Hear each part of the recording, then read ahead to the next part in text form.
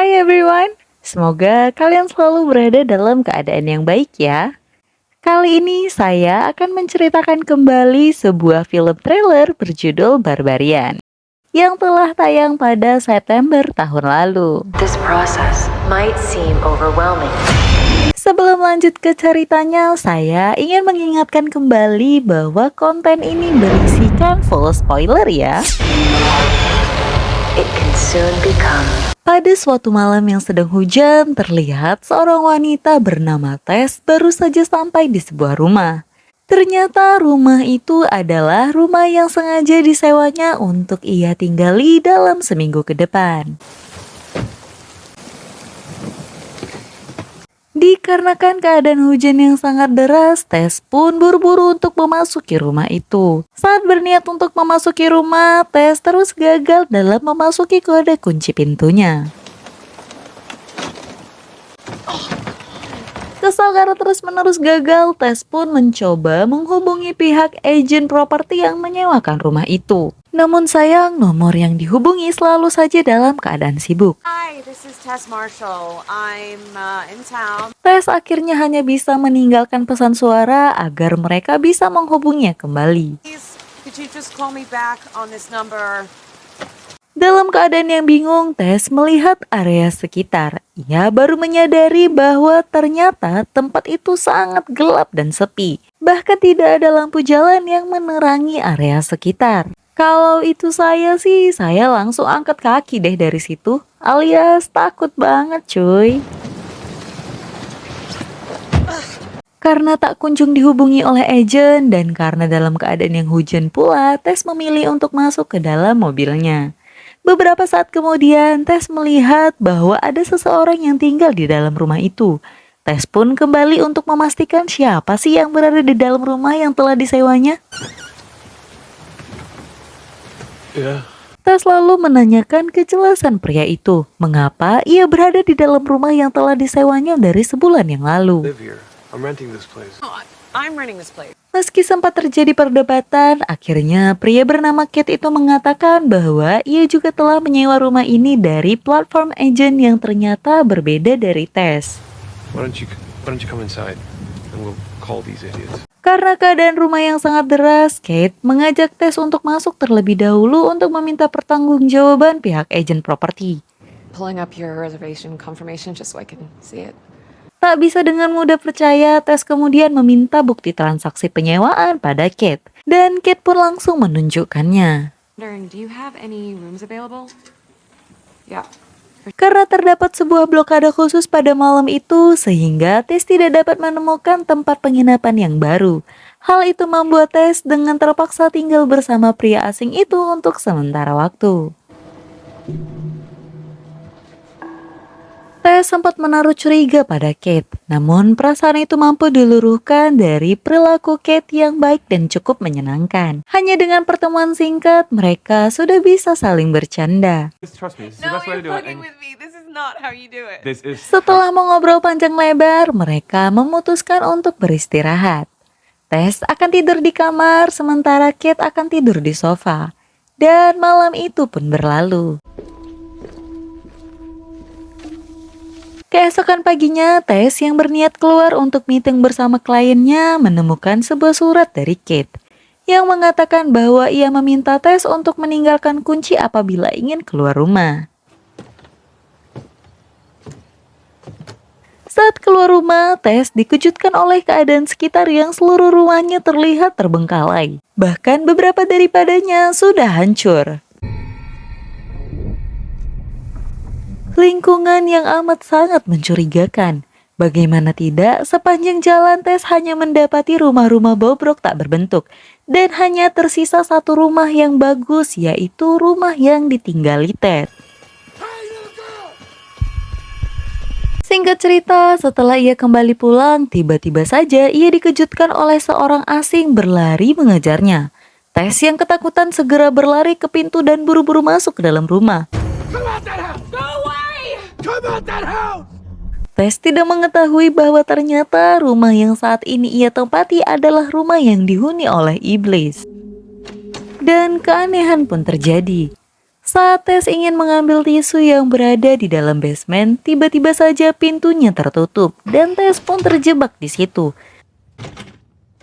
Tess juga lupa tidak membawa handphonenya.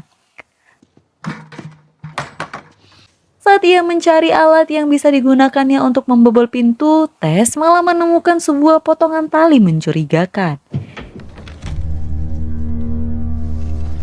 Ia kemudian mencoba menarik tali itu dan ternyata ada sebuah pintu lain yang terbuka.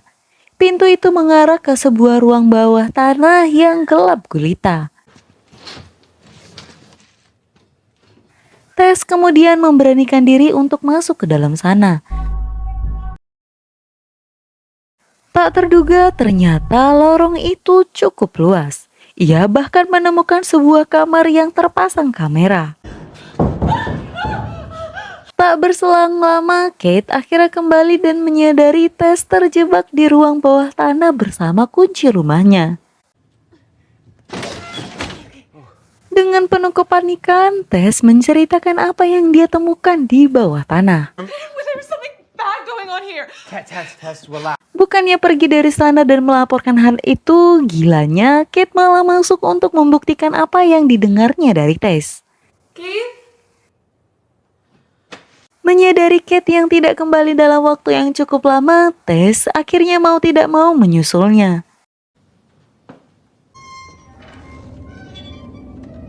Bukannya menemukan Kate, Tess malah menemukan pintu akses ke ruangan yang lebih dalam.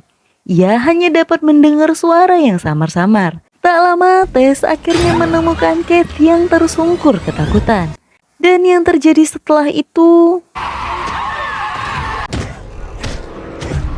Entah apa yang terjadi pada mereka berdua selanjutnya, karena film itu langsung berpindah pada pria yang bernama AJ. AJ adalah seorang bintang film yang cukup terkenal, namun ia sedang terseret skandal oleh seorang wanita. AJ diduga telah memperkosa seorang wanita yang pada akhirnya menggugatnya habis-habisan. Pamor AJ pun hancur. Semua proyeknya dibatalkan sehingga AJ terpaksa menjual semua asetnya yang tersisa. Oh, fuck me. AJ kemudian memilih untuk sejenak menenangkan diri dengan pergi keluar kota. AJ mendatangi sebuah asetnya yang tersembunyi. Namun sebelumnya, ia pergi ke agen tempat ia menitipkan propertinya selama ini.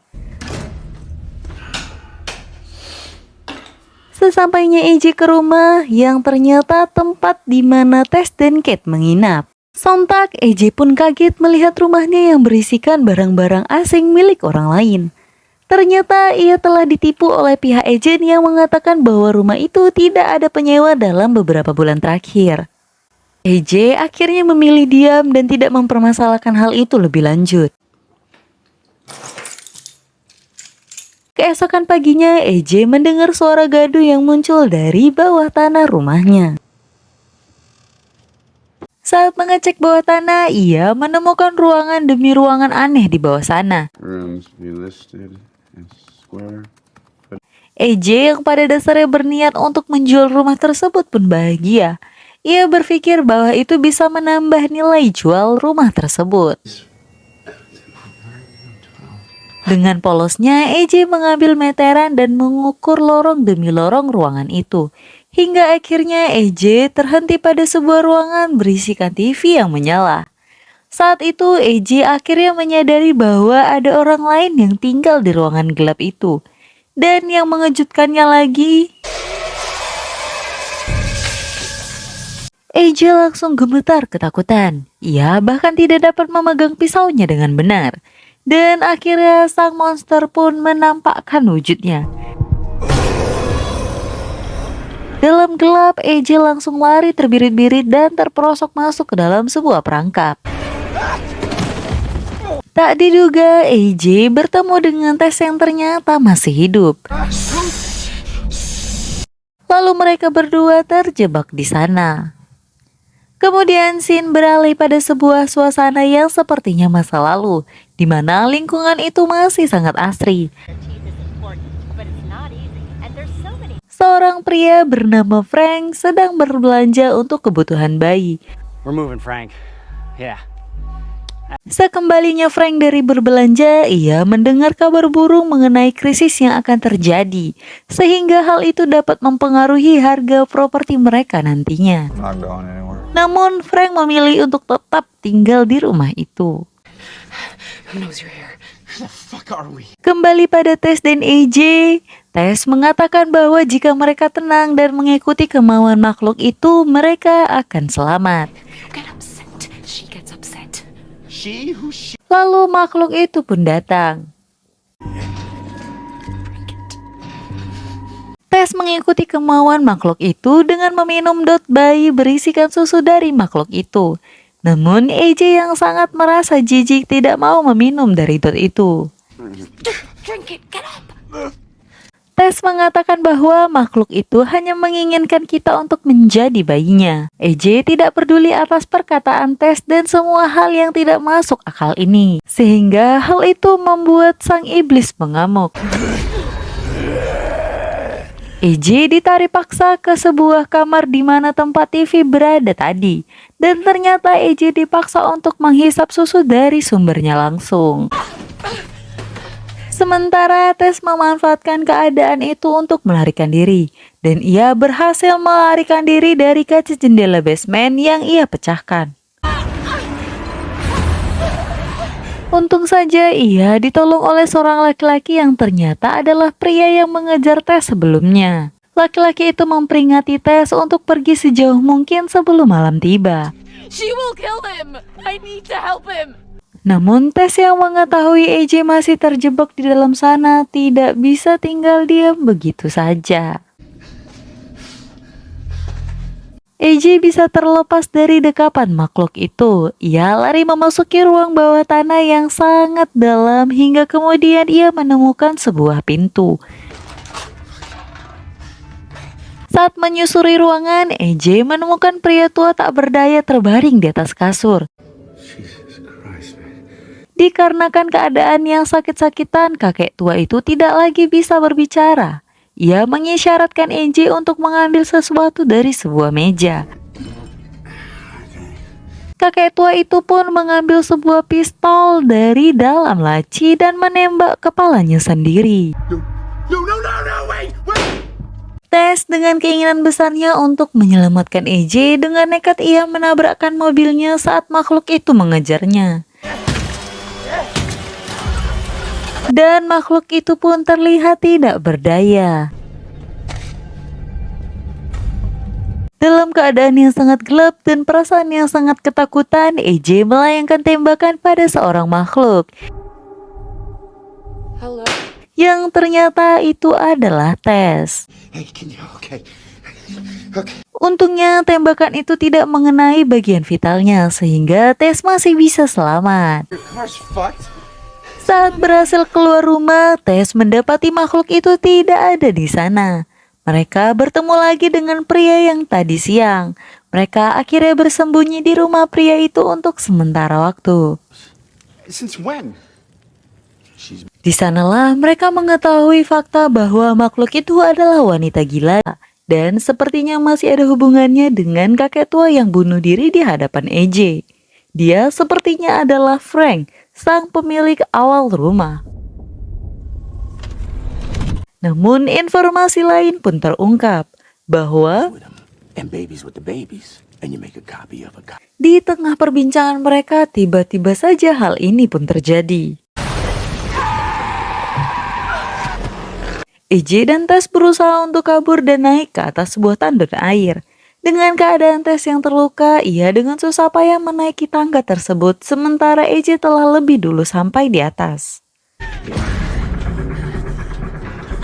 Bodohnya AJ malah menjatuhkan pistol yang dibawanya dan kini mereka terjebak di atas sana. Dan tidak ada jalan lain untuk mereka menghindari wanita gila itu.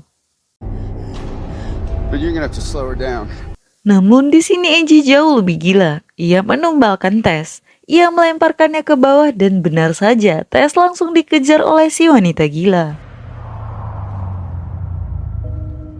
Wanita itu sepertinya benar-benar menganggap Tess adalah anaknya. Saat dicek, ternyata Tess masih hidup dan makhluk itu mengorbankan tubuhnya untuk menjadi tumpangan agar dia tidak mati. Oh my god, are you okay? I'm so sorry. I had no choice, you know? Namun naas, ternyata makhluk itu belum mati dan langsung menyerang AJ. Ia mencabik-cabik tubuh AJ dengan penuh dendam dan AJ pun tewas seketika. Makhluk itu terlihat begitu tulus pada Tess, namun mustahil bagi Tess untuk bersama dengan makhluk aneh itu. Dia kemudian mengambil pistol milik AJ yang berada tidak jauh dari posisinya terbaring. Tess akhirnya memilih untuk menembak makhluk tersebut, sehingga hal itu menjadikan Tess satu-satunya orang yang selamat. Dan film pun tamat. Terima kasih telah menonton hingga akhir. Jangan lupa untuk tetap bersama kami ya. Aktifkan juga lonceng dan bantu kami dalam mengembangkan channel ini. See you!